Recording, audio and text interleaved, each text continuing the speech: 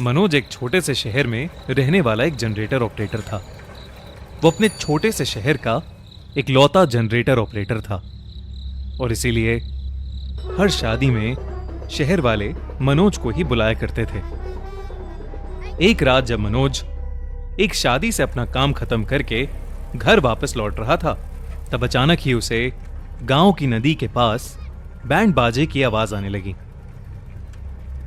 वो ये सुनकर बहुत हैरान हुआ, क्योंकि नदी के पास वाली जमीन एक दलदल बन चुकी थी और कई लोगों की उसमें धंसने की वजह से मौत भी हो चुकी थी। मनोज ने अपनी साइकिल घुमाई और नदी के पास देखने गया कि आखिरकार इतनी रात गए किसकी बारात इतने खतरनाक रास्ते से जा रही थी। मनोज जैसे ही नदी के पास पहुंचा, उसकी आंखें फटी की फटी रह गईं। एक बारात जा रही थी।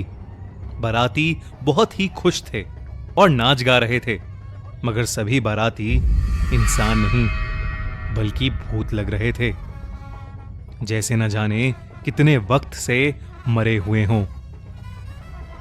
किसी की स्किन सड़ी हुई थी तो किसी की आंखें गायब थीं और उस बारात का दूल्हा सबसे डरावना लग रहा था। मनोज ये सब देख ही रहा था कि अचानक ही उसकी आंखों के सामने नदी के पास वाली जमीन धंस गई। वो जमीन जिस पर दूल्हा खड़ा था। ये देखते ही मनोज की चीख निकल गई और सभी बारातियों का ध्यान मनोज पर चला गया।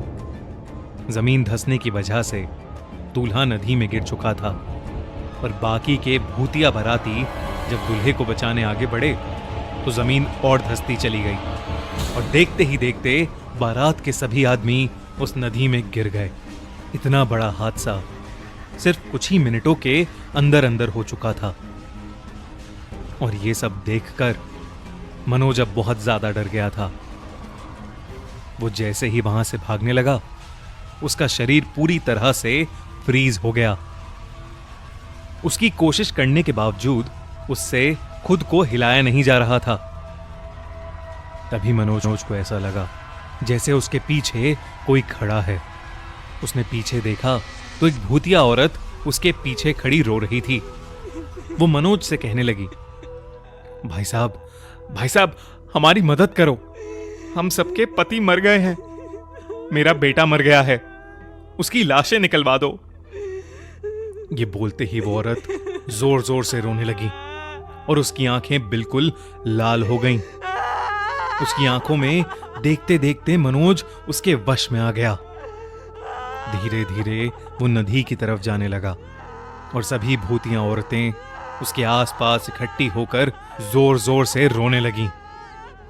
मनोज नदी में कूदने ही वाला था कि उसका बड़ा भाई दौड़ता हुआ आया और उसने मनोज के ऊपर एक राख जैसी चीज डाल दी। वो राख सर पर पड़ते ही मनोज वापस होश में आ गया और डर के मारे चिल्लाने लगा। तब तक वो सारी औरतें वहां से गायब हो गई थीं। मनोज का भाई उसे संभाल कर घर ले गया और उसने उसे सुला दिया।